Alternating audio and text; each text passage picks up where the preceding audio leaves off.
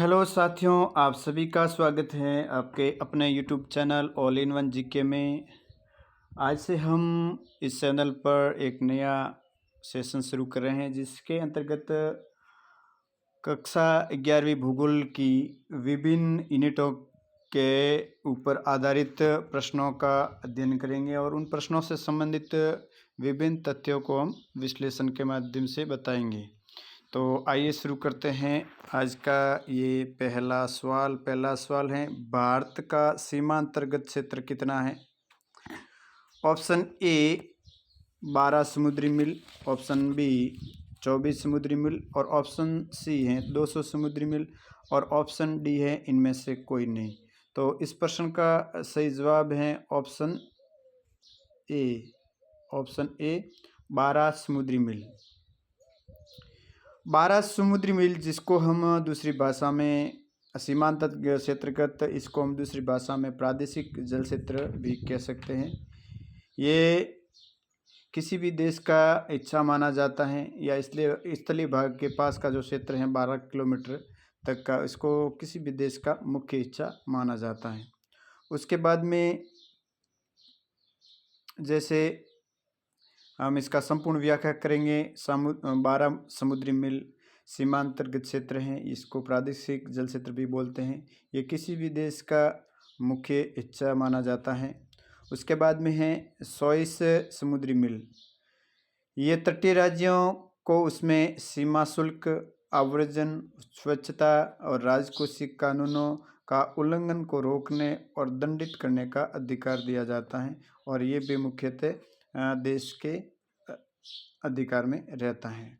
उसके बाद में अगला है 200 समुद्री मील, जिसको अनन्य आर्थिक क्षेत्र या EEZ भी कहते हैं। यहाँ किसी भी देश को प्राकृतिक संसाधनों का अन्वेषण करने में, उनका उपयोग करने में और वहाँ पे सर्वेक्षण करने में और उस क्षेत्र विशेष में संरक्षण और प्रबंधन का विशेष अधिकार उस देश का रहता है। तो ये रही इसके बारे में संपूर्ण जानकारी। इसके बाद में अगला प्रश्न है, नेक्स्ट क्वेश्चंस। भारत का अक्षांशीय व देशांतरीय विस्तार लगभग समान होने के बाद भी भारत की लंबाई चौड़ाई से ज़्यादा अंतर क्यों है? तो ऑप्शन ए है इसमें अक्षांश एक दूसरे के समानांतर हैं। ऑप्शन बी है भारत 2 कटिबंधों में स्थित होने के कारण। ऑप्शन सी है भूमध्य रेखा से ध्रुवों की ओर जाने पर देशांतर के मध्य की दूरी कम होती जाती है इस कारण। या ऑप्शन डी है ऊपर दिए गए सभी कारक। तो इस प्रश्न का ऑप्शन जो सही जवाब है ऑप्शन सी है, क्योंकि भारत का देशांतरीय और अक्षांशीय विस्तार लगभग समान है, लेकिन अक्षांश हमेशा 2 अक्षांशों के बीच की दूरी हमेशा समान रहती है, लेकिन देशांतर भूमध्य रेखा के ऊपर तो अक्षांशों के जो समान ही दूरी रहती है, लेकिन जैसे जैसे ध्रुवों की ओर बढ़ते हैं वहाँ पे इनकी दूरी कम होती जाती है। इसके बारे में विस्तार से चर्चा करते हैं। ये ग्लोब पर दिखाया गया है, देखिए आप, ग्लोब पर अक्षांश भी खींची गई है। जो आड़ी रेखा है, जो ये आड़ी रेखा है, उनको अक्षांश बोलते हैं। ये अक्षांश खींची गई है जो हर जगह भी 2 अक्षांशों के मध्य का जो अंतराल है वो समान है, लेकिन खड़ी रेखाएं जो देशांतर रेखाएं, ये भूमध्य रेखा पे तो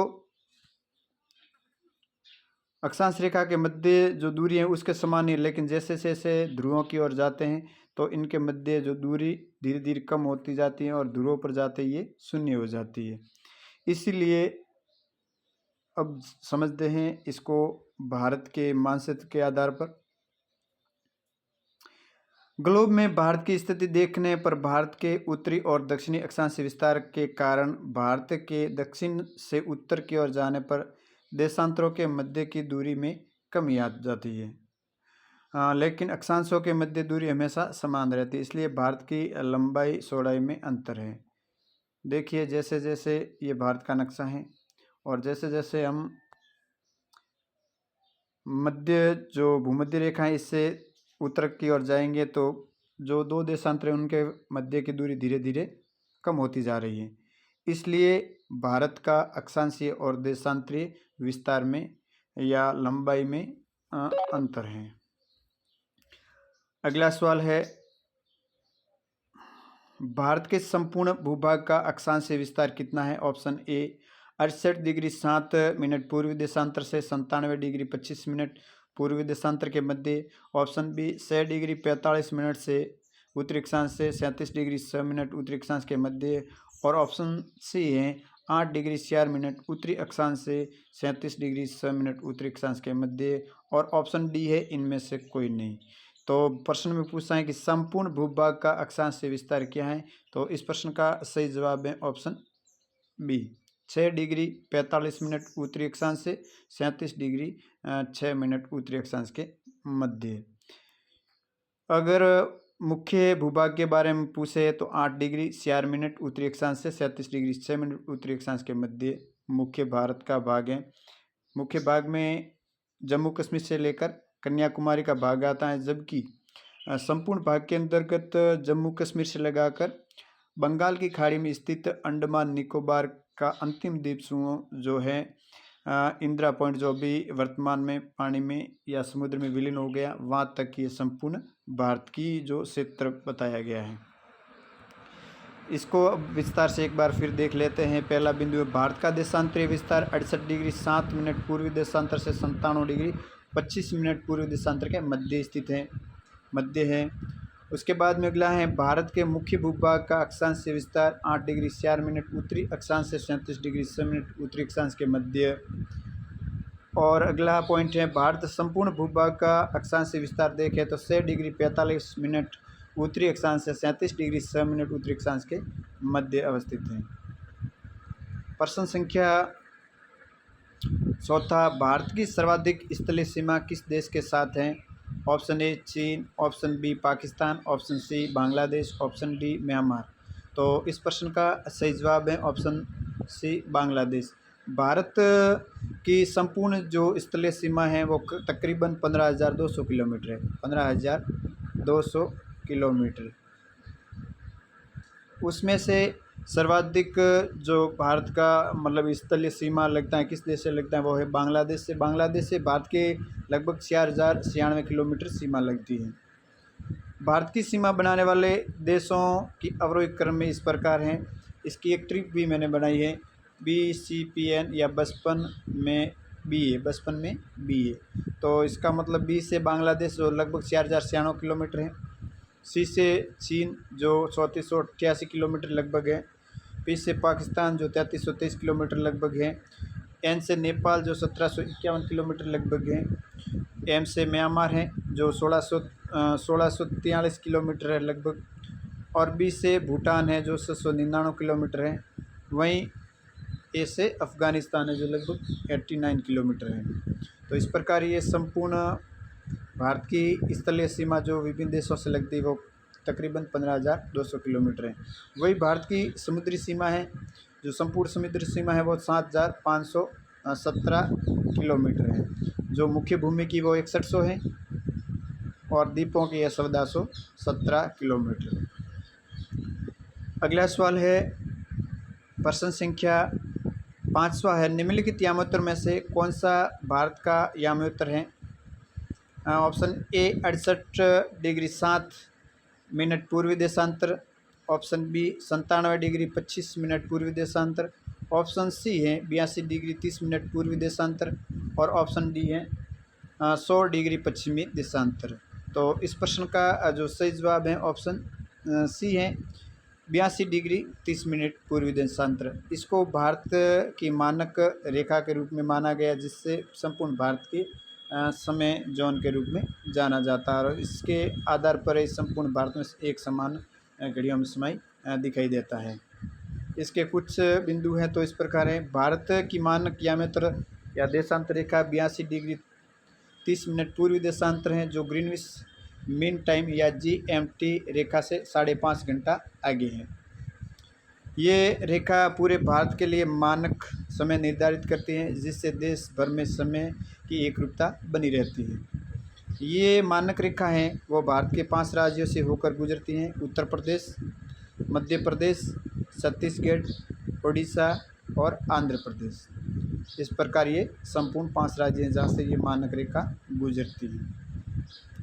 अगला प्रश्न है प्रश्न संख्या 6वां, इनमें से कौन सा भारत से संबंधित नहीं है? इनमें से कौन सा है जो भारत से संबंधित नहीं है?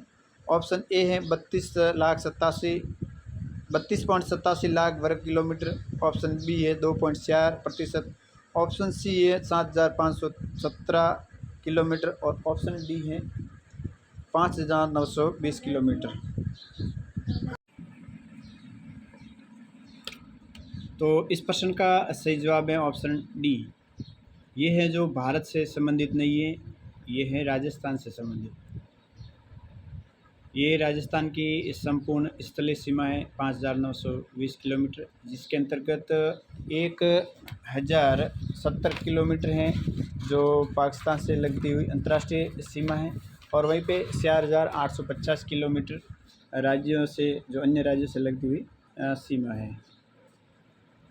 इसका हम विवरण करें, संपूर्ण अध्ययन करेंगे तो 32.87 लाख वर्ग किलोमीटर यानी लगभग 32,87,263 वर्ग किलोमीटर भारत का संपूर्ण क्षेत्रफल है।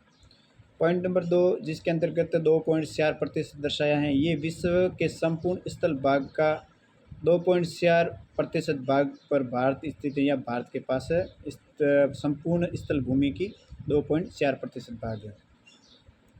अगला बिंदु है भारत की संपूर्ण तटीय रेखा, जिसके अंतर्गत 7,515 किलोमीटर भारत की संपूर्ण तटीय सीमा है, जिसमें मुख्य तटीय सीमा, जो भारत के मुख्य राज्यों की सीमा है वो 6100 किलोमीटर है, प्लस द्वीपीय तटीय सीमा 1417 किलोमीटर है। इन दोनों को मिलाकर भारत की संपूर्ण तटीय सीमा बनती है 7,515 किलोमीटर। उसके बाद में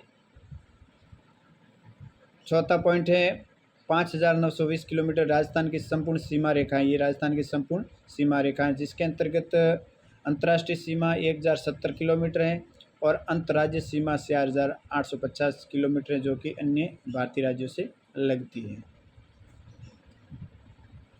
अगला सवाल है प्रश्न संख्या 7वां, समुद्र का वह भाग जो तीनों ओर से स्थल भाग से घिरा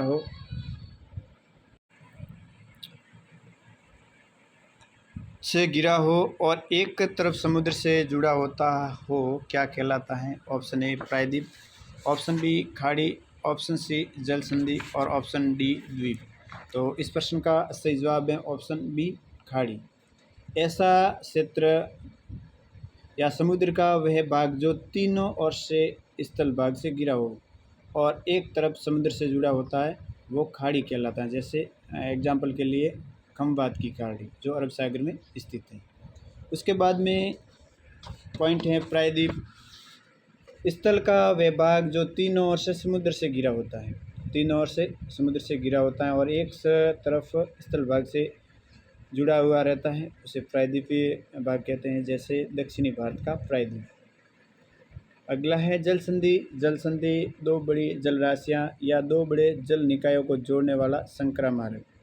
जल संधि को जल डमरू मध्य भी कहते हैं, लेकिन जल संधि और जल डमरू मध्य में कुछ अंतर हैं। जैसे जल संधि है वो एक प्राकृतिक जल मार्ग है, जबकि जल डमरू मध्य एक छोटा या संकरे भूभाग को काट कर बनाया जाता है, ये एक कृत्रिम जल मार्ग है।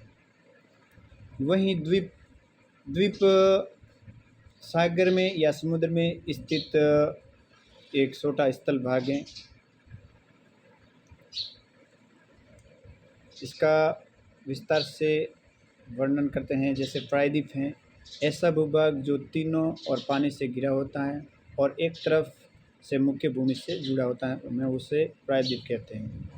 उसके बाद में खाड़ी हैं, समुद्र का वह भाग जो तीनों और स्थल भाग से घिरा हो और एक तरफ समुद्र से जुड़ा होता है, कहलाता है खाड़ी।